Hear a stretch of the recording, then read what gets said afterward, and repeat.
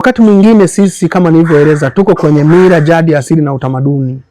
Na haya masomo yetu ya darasa ni kujifunza ukweli wa kuishi ili atusaidie sisi na uzao wetu.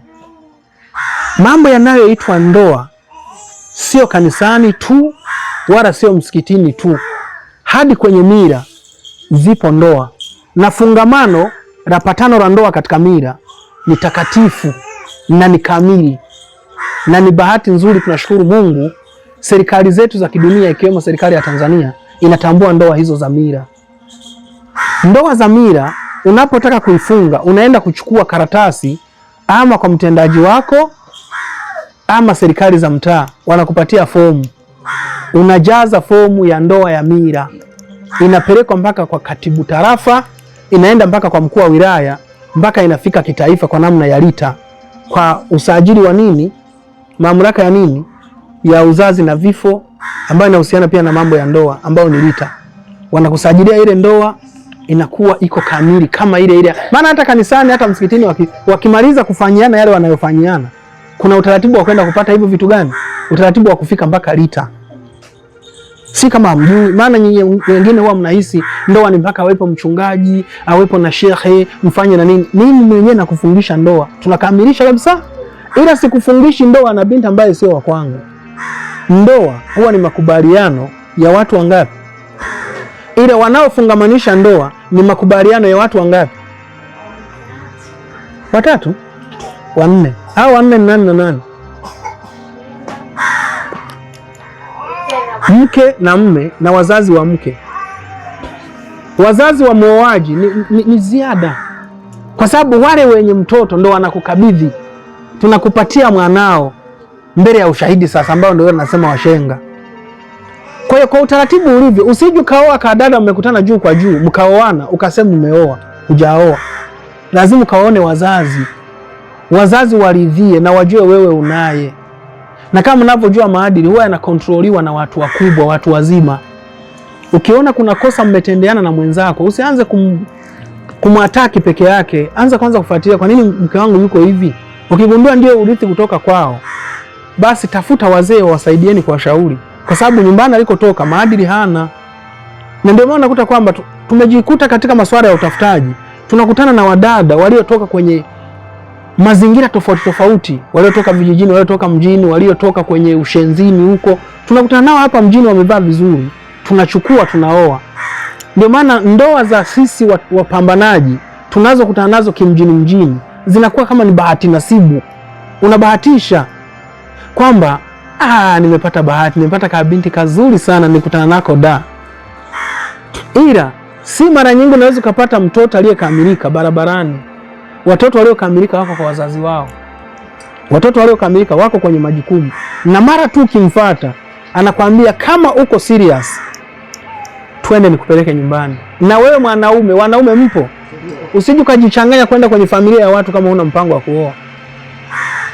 Usije ukajichanganya kwenda kwenye familia za watu kama huna mpango. Uchawi upo. Na unaweza hata usirogo lakini ukaraniwa. Yaani wakapiga magoti wakasema, Mungu, kama umetuletea fulani aje kutudhihaki mtoto wa fulani, basi tumekuachia wewe. Ogopa sana mtu anakuambia tumemwacha mtoto wetu. Tumemwachia Mungu. Kuna mtu alishawahi kutoa adhabu ya kumwachia Mungu. Alishawahi kutoa adhabu ya nini? Ya kumwachia Mungu. Yeye aliyeambiwa tunamwachia Mungu anapiga magoti akasema, hapana, usimwachie Mungu. Naomba basi unisamehe. Asa nishakusamehe vile nimemwachia Mungu. Aambia hapana basi, yani angalau basi hata nipige, yani basi hata nitoze faini. Usimwachie Mungu. Usije ukapenda hiyo kauli ya kumwachia Mungu. Sio nzuri. Mmenielewa? Kauli ya kumwachia Mungu, hata angekuwa hana uchawi, hata angekuwa hana cha kukufanya, kauli ya kusema na mwachia Mungu kama kweli uko kwenye makosa, sio nzuri. Ukishampenda binti, amekukutanisha na wazazi wake, wazazi wanaotokana na dini ya Uislamu wanaruhusu mwanamke ndiye ataje mahali, ruhusu akutajie. Lakini usiitekeleze wewe na yeye, lazima ukaitekeleze mbele ya wazazi wake. Na tena wazazi ndio wateue nani ataipokea, na usitoe wewe. Wewe ni mtoto, kwa nini ujitolee mahali? Hata kama unayo, si utafute watu nyumbani kule au marafiki waende wakusindikize ndio wakaitoe. Wewe huna watu mpaka au na wewe umeharibika. Unakuja kutuletea mahali mikononi. Lazima tumie watu ili waone kweli mkwe wetu na yeye ana watu. Kesho kutwa mkwe wetu akimpata akumpata anakumsaidia. Si kama naeleweka? Kwa mahali huwa ni utaratibu ambao lazima upelekwe katika misingi hiyo. Na ukisha kuwa umepeleka, umeenda na hao watu wamekuwakilisha, unapokea ile sifa kamili ya wewe kuwa umetoa mahali. Japo kuna hata waliojitahidi kufanya hivyo ila walizulumiwa. Kuanzia mama na baba wote ni wahuni waliokutana, afu wote matapeli. Unapeleka mahali kwa mifumo yote afu wanakula. Afu wanakuambia, "Si sasa kama mekataa tunafanyaje? Sasa mnipe mahali yenu, maana niliwapa nyie." Sisi mahali tulishatumia na kama unavyotuona si uwezo hatuna. Sisi uwezo hatuna. Maana mlichoko sana si hatujui, si tulishakula ba. Jamani, haya mambo yapo, ndio maana sasa mwe makini. Kuna tudada twingine kazi yake ni hizo hizo. Anakusanya wakaka, anapeleka nyumbani, wanapigwa mahali. Anakuja huko anaanzisha visa vya uongo na kweli, wanaachana, anatafuta mwingine. Anapeleka, yani wanaishi hivyo na wamejenga. Na unaambiwa dada fulani ana nyumba nyumbani. Anafanya kazi gani? Kumbe analeta watu tofauti. Huyu amelipa milioni, huyu kalipa milioni 1.2, huyu kalipa 500,000. Ukienda wakiona hoe hai wanakuambia hata 200,000 mradi iache tu. Ukiacha hela 200,000 ni hela wananunua mazao wapande. Sasa mpaka mazao mnanunua hela ya utapeli. Kuna watu wamejituni hivyo, hamwezi kunielewa. Kuna watu wamejituni hivyo. Kuna watu wamejituni hivyo. Kuna watu wamejituni hivyo. Na watu wamepigwa tukiwa tunawaona. Mimi nimesindikiza mtu Zanzibar, katoa mahali 800,000. Tena tumeenda wote na marafiki. Alitapeliwa. Kumbe ametoa mahali, kadada kalikuwa kameshaolewa. Mume sijui kalikosa naye nini, kamerudi nyumbani. Kumbe hawajakaacha, halafu kameita mtu alete mahali na katoa. Sasa kabaki unajua sasa inabidi yule tumrudishie mahali yake. Kwa hiyo wewe tupatie mahali yako, tumrudishie yule, halafu tukishamrudishia ndio umchukue huyo binti. Jamaa alipotoa hela tu wakambloku kwenye simu. Tena tumeenda kutolea kwao nyumbani Zanzibar. Nyumbani. Hivi unajua nyumbani? Nyumbani. Mama yupo, wadada wapo, na huyo ndugu katukusanya sisi marafiki tumeenda. Alipigwa. Sasa unaenda kushtaki au unafanyaje? Ndio kumwachia Mungu. Ndio maana kuna tudada tumeraniwa, tushakula mahali za watu. Ninyi mnatuona tuna hadi gesi, tumeamua tujisimamie, tuishi tu na gesi zao. Yeye mnaenda kuoa. Yeye mnaenda kufanyaje? Kuoa. Kwa ni makini. Ukishaona mtu mpaka amejikataa, ameamua ukaa peke yake, huyo kashakata kamba. Usijichanganye. Yatakukuta. Yatakukuta. Ndio tunatoa mifumo ya nguruwe. Ukishaona nguruwe ni wajararani, hata kumsafisha na maji ya dukani yale ya kunywa. Ukimaliza tu kumfungua na kimbia kule kwenye matope. Ndio naleta mtu unajua kabisa binti nakupenda sana. Yaani nitajitahidi baby, utakosa vingine ila sio vidogo vidogo. Mwanamke analizika. Utakosa vingine ila hivi vidogo vidogo, nitajitahidi nitakupa kila unachotaka. Unacho kila anachotaka mwanamke unacho. Maana kuna wengine mpaka waliamua sasa kwa kuwa iko hivi. Maana yule rafiki yangu wa Kenya aliniambia hivi. Wakati yule dada ananiambia hivi. Maana alitembea na rafiki zake, alafu akazaa na mtoto. Alafu akamsingizia mume wake ni mtoto wake. Sasa yule mwanaume akiwa yuko kijiweni, yule kaka aliyetembea na yule mkewe akazaa naye mtoto, akamwambia hivi. Akawa anasema hivi, anajisemesha. Kuna watu tuko nao hapa kijiweni ila wanalea watoto wa watu. Wala wakijua ni wakwao, wala hata sio watoto wao. Yule kaka sanajua mke wake kiwembe. Roho ikamuuma sana, akasema yeye atakuwa anasema mimi huyu. Kwa hiyo naona watu wameinama wanapiga wanacheka. Yeye hainami na kucheka kwa sababu si wanakuzungumza. Ndio maana nimewaambia hivi. Ukimkamata mwanamke wako na mtu, fukuza kwako. Ila kama unataka kudhalilika au unapita uwe kituko duniani, achana naye akae hapo hapo kwako, udhalilike milele. Sasa kaka akaniambia, akasema unajua nini mfalme? Mimi nampenda sana mke wangu. Mimi kweli sawa katembea na imeniuma, na mpaka nishawaambia rafiki zangu mimi wasiniite kwenye sherehe yake. Na mimi kwenye sherehe yangu nisimuone huyo mtu. ila roho inaniuma sana. Sasa imefika hatua ananiface, ananiambia direct, na mimi nilimwambia hivi, kwani bro, ulitembea na mimi au ulitembea na mke wangu? Akaniambia ulitembea na. Sasa kama ulitembea na mke wangu, achana na mimi. Yule si mke wangu, yule sio mimi yule. Nani ukahangaika na huyo? Sasa ni wachache wenye kufikia hayo maamuzi. Kwamba ifike hatua ile aibu useme, kwani katembea na mimi? Sasa alitembea na mke wangu, sasa mimi ananihusu nini? Unajua hiyo ni hatua ya mwisho. Hiyo ni hatua ya wengine, hiyo hatua hatuifikii. Mimi yani message tu, I love you tu ya mwanaume inanitosha kuondoa kwenye himaya yangu. Yani I love you tu, hata kama mjai kuonana kwangu naondoka, kwa sababu najua madhara ya hilo jambo. Ukikaa nalo madhara yake nayajua, na ndio maana wanawake tumeshawaelewesha, leeni watoto wa kike katika mifumo ambayo wanaenda kuolewa, na muambie nini maana ya kuolewa. Usiende kuolewa huku bado nataka watu. Kama unawataka weka nao tu, hata kama sema nini, kanunue gesi, kaa kwenye nyumba yako, geto lako, wao wanakukuta. Ila kama unataka kuolewa, hakuna mwanaume anataka kuchanganywa. Hayupo. Kwanza kuchanganya kwa wanaume inaleta madhara na mtihani kwenye mapambano ya maisha. Na kila mwanaume anajitafuta. Maana si wote anaweza akapata fursa kama ile niliyoisema. Nimesema fursa gani? Fursa ya kujengewa mpaka nyumba, kununuliwa mpaka kiwanja. Kuna wengine hawezi kuipata. Na hata walioipata wamejikuta wanakutana na wanawake corrupt woman. Wanawatesa na kuwasumbua. Yaani nafika hatua ambapo najiuliza, Mungu wangu, hivi kumbe ndoa ziko hivi? Ndoa kumbe zina mapungufu kiasi hiki? Hivi kwa nini nilioa? Yaani unawaza hapo eti kale kakaka. Unajua wale wengi ambao walijengewa nyumba na fundi rangi mpaka fundi wa tiles anaingia hawajui, wanawapa tu nyumba, mwanangu oa. Niliwaambia anayewakutaga. Unajua anayewakuta baada ya kuwa wameoa mwanamke corrupt. Anasema mama mimi najinyonga. Linalilia nyumbani. Linamwambia mama mimi nataka nijinyonge, mke wangu ananitesa. Paka mama anasema, kwani mwanangu wewe umerogwa? Kwani una mapungufu gani? Sio kwamba karogwa, mlimlea vibaya. Wewe unaleaje mwanaume asijitambue kama ni mwanaume? Anaenda kuendeshwa na kadada eti anataka jinyonge. Si bora nyonge yako. Unataka kujinyonge wewe, ukaachie nyumba afu umezaa watoto wawili tu. Alafu pengine hao watoto wawili mmoja wako mwingine hata sio wako, na ile dada anajua. Alafu unajinyonga wewe. Kuna mpumbavu anayezidi huyo. Si bora hata wala na kagiribu wako kabisa na kachoma na mkaa. Yaani ujinyonge wewe. Kwa hiyo kuna baadhi ya maamuzi mnaweza mkayafuatilia mkagundua kweli jamii tusipozungumza mambo haya yanaweza katuharibia watoto wetu. Na ndio maana nikasema kila mmoja ambaye ana ufahamu katika kichwa chake ajituni katika kufundisha walioko kwenye mahitaji yake au walioko kwenye himaya yake ukweli wa kuishi. Waambieni ukweli. Waambieni. Nimekuwa nikiwaambia watu shetani hayupo.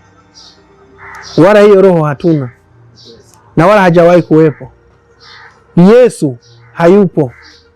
Wala hiyo roho hatuna. Na wala Yesu hajawahi kuwepo. Huyu naye msema Muhammad hayupo. Na hiyo roho hatuna na wala hajawahi kuwepo. Ila kilichopo ni mythology.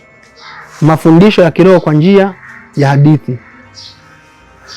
Mungu alituumba tuishi kwa wepesi. Na mawasiliano na taarifa zetu kwa Muumba ni utimamu wetu. Akili timamu. Ukiambia Mungu ameshusha kitabu, hivyo wewe unaelewaje yani? Mungu ameshusha kitabu. Mungu ameshusha kitabu. Alishusha wahai. Mungu kitabu akamshushia, akampa, akasema, maana wanasema alikuwa hajui kusoma wala kuandika. Na hata lugha iliyotumika sio lugha ambayo wameizoea. Si kama naeleweka. Ndio maana unakuta kwamba wakati mwingine wengi walioko kwenye hiyo imani, ili uielewe vizuri lazima ujifunze pia na ile lugha ya kile kitabu. Kukaa Uarabuni na kujua Kiarabu pekee haitoshi. Mpaka ujifunze lugha ya kile kitabu. Ambao kile kitabu kina lugha gani? Qur'an. Qur'an ni Kiarabu. Yaani tunakutengenezea kodi, anasema ili uelewe hizi kodi lazima usome. Mpaka unamaliza. Umri wetu wa kuishi ni mdogo. Umri wetu wa sisi kuishi walishauvuruga. Walimwengu walishauvuruga. Zamani tulikuwa tuna uwezo kukaa mpaka miaka 900. Unafikiri hili ni maandiko? Kupika miaka 900 ni jambo la kawaida. Kipindi wazee wetu hawapiki, miaka 900 walikuwa wanaikausha kabisa. Miaka 500, miaka 400. walikuwa wanaifikisha kabisa. Mpaka leo hii mimi nina taarifa za bibi ambaye nimempata. Ana miaka 129 na anaongea fresh kabisa. Kijana ananipigia ananiambia, "Pigia picha anionyesha bibi yangu mzaa baba." Na baba yake alishaondoka kwa uzee. Anasema na miaka 129 na message ninayo hapa na amenipigia picha na ananiambia, "Mfalme, nimebahatika kumpata bibi yangu. Nimwambieje?" Nikamwambia, "Mueleweshe matatizo yako yote. Atakachokuambia ni hicho hicho." Kwa nini? Amekaa muda wa kutosha, anajua. Wewe bibi kimwambia masuala ya Yesu na shetani, anaweza sikuelewe sana. Ila kaamua kuitikie tu kwa sababu ni mjukuu wake na hataki labda mnyime kale kadogo kasukari uliko kuja nako. Ila wanajua. Nataka nikutolee mfano mwepesi. Kabila yako wewe, shetani mnamuita nani? Ni shetani hivyo hivyo. Yesu mnamuita nani kwa kabila lako? Mungu mnamuita nani kwa kabila lako? Mungu kwa kabila lako mnamuita nani? Mrungu. Kwa nini yeye asitumie jina na yeye kama hayo? Tena hilo Mrungu, ninyi kabila lenu inaonekana hamna lugha. Mrungu kienda kwa watu wa Mbeya, Mungu anamfahamu kwa lugha yao, Kiara.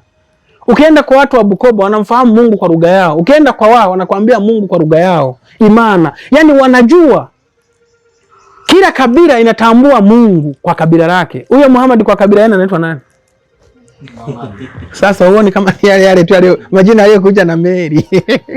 Shetani kwa kabila yenu utamuita shetani hivyo hivyo. Labda ukibadilisha umtaje kwa sifa. Yesu utamuita Yesu, si Jesus. Yaani Yesu utamuita Yesu tu. Labda mbadilisha kwa sifa. Labda tuseme tunamuita mwana wa Mungu, alafu kwa lugha yenu kwa kuwa hatuijui tuseme mwana wa Mungu tena. Sasa hatuijui. Au shetani useme shetani si kwa lugha yetu ni mtenda maovu. Ile ulisema kwa kabila yenu. Umetaja sifa sio shetani. Ili unapoenda kwenye uhalisia, hayo majina yalikuja na Mary, sio halisi. Ndio maana nimekuwa nikiwafundisha vijana wafanye uwajibikaji. Hao wadada ambao wanadanga, ukimkamata na kudanganya ni shetani. Ulimuona, mlikutana. Yaani unakamata umedanga, badala ujitetee unaanza kumsingizia shetani. Unamjua? Mmekutana. Ulishawahi kumuona? Sasa mbona unamsingizia? Huoni kama unafanya makosa? Maana kuna tofauti kati ya makosa na dhambi. Unafanya nini? Unafanya makosa. Na kama unafanya makosa maana yake ni nini? Jawabu lake ni kwamba jiandae kukumbana na matokeo magumu. Unasingizia vitu ambavyo havipo. Yesu hayupo. Shetani hayupo. Usije kupoteza muda. Ukitaka kupoteza, wewe upoteze tu. Na ndio maana hata wengi nawaambia Mungu waga ajibu maombi. Mungu alishatupatia kila kinachotakiwa kuwa kwenye maisha yetu. Kilichobaki ni ku-access hivyo vitu alivyotupatia. Maisha ya mtu ni frequency. Ni wangapi mlikuwepo Jumamosi nikiwa nazungumzia frequency? Nilizungumza ni mawimbi. Yaani ukipeleka ile frequency ikikaribia utasikia watu wanaongea kwa mbali, lakini ukifikisha kwenye station ndipo nasikia sauti kamili. Maisha ni mtetemo. Utakapogusa kwenye mtetemo wa yako lazima uyafikie. Maisha ndio maana watu wanajitafuta, they are looking frequency. Frequency ukishaipata unahitaji kutafuta hela, hela ndio inakutafuta wewe. Yaani ukishagundua wewe unatafuta hela, ujue wewe frequency hujaipata. Endelea kutafuta. Endelea kutafuta frequency, endelea kutafuta station. Station hujaipata. Ila kama unataka station ya mafanikio hapa kwenye darasa, hapa kwenye himaya, ndipo kunakopatikana station ya mafanikio. Na kumbuka mafanikio siwagawi hela. Ila ninachowagawia hapa mtu akikitumia anaanza kutuni kwenye mtetemo sahihi ambao baadaye utamfanya aishi anavyotaka. Kwa nini? Utatambua dunia kwa kadiri ya ilivyo. Utazijua siri za dunia, zitakufanya uishi kwa amani sana. Na ndio maana wakati mwingine unaweza kaenda sehemu kakuta kuna familia ina ugomvi wa kijinga. Unakumbuka unasema mfalme aliwahi kuzungumza haya kwa ukamilifu kabisa. Kwamba ukishaona mke na mume wanabishana. Unajua mpaka kuna sehemu mke na mume wanabishana halafu kwa sauti mpaka wageni wanasikia. Halafu nawe baba na nini? Na umekaa kama mjinga, yani na nyewe mpo wageni mpaka wamejisahau. Halafu anakuambia wewe nawe nani unasemaje na mtukana na yeye. Sasa aibu napata wewe mwenye hekima. Aibu napata wewe mwenye hekima ulienda kutembea hapo. wale hawajagusa kwenye frequency ya mahusiano. Ndio maana tuning zote za station iliyoingia kwenye mahusiano na ikadakwa vizuri, hakuna ugomvi, hakuna ugomvi, wala hakuna mijadala ya ovyo ovyo, wala hakuna mabishano ya kijinga kijinga.